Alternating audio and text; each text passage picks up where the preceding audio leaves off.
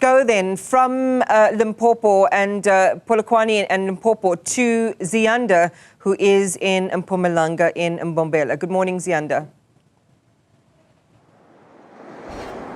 Good morning, Iman. And while the presidents always take to the stage to deliver the State of the Nation address, one of the positive things coming out of Mbombela and Mpumalanga is the delivery of the High Court, the first ever High Court to be in this province since the dawn of democracy. You'll recall in 2013, it was former President Jacob Zuma who promised this High Court. However, it then became delayed, and then in 2017, he promised again that it would be completed, and there were continuously delays when it came to the completion of this court. But you'll remember that Justice Minister at the time, Michael Masuta, had passed the Superior Courts Act 10 of 2013 to ensure that there are high courts in every single province. Now, in this case, if you had a matter that had to go to the High Court, get this, Iman, you'd have to travel all the way to Pretoria to have your matter heard. So it was a costly exercise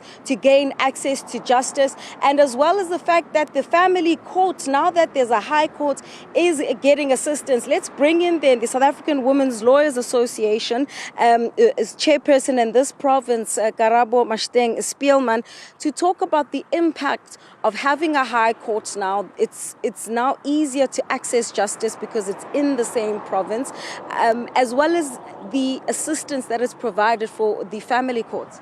Thank you so much, Ziyanda. That is true. It has made it so much easier. When you look at it now, we now have two seats. So we have a seat here in Mbombela and we have a seat in Middelburg. So those seats cover different areas of the province. For example, if you have a matter here in Mbombela, your matter will come here to Mbombela. But if you have a matter in Emelo, you don't have to travel to Pretoria anymore. Your matter can be heard in Middelburg. So it has made it quite easier as well. You have also mentioned a very good point, trial allocation. We would find that our matters will only sit in Gauteng and your matter will be heard maybe in 2027 or 2028. However, by having our own High Court, our matters have now been brought closer. Of course, we do wish that it could be brought much closer, but with this initiative, we have definitely seen a very huge change. When President Cyril Ramaphosa unveiled this court in 2019, one of the things that he spoke about was the manner in which this court is also meant to assist with the high cases of gender-based violence here in Mpumalanga. Are you making strides in that regard, or do you believe as an association, a women's lawyers association, that there still needs to be specialized courts to deal with the scourge?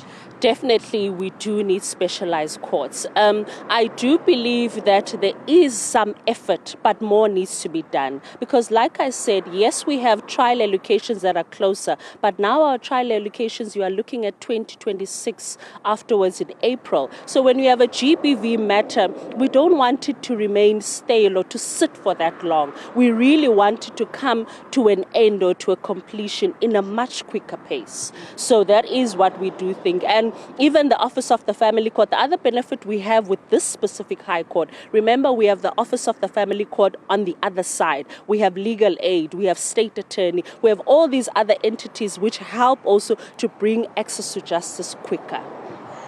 When we talk about Mpumalanga, there are quite a lot of socio-economic challenges, and not just here in the Ehlanzeni district municipality where we find ourselves, but across the board, the high levels of unemployment in this province, as well as the fact that this province borders many other provinces. So there's a lot of migration into Mpumalanga, and there's been a big push on infrastructure development. And I'm asking you this in light of the kinds of cases you're finding coming to this High Court.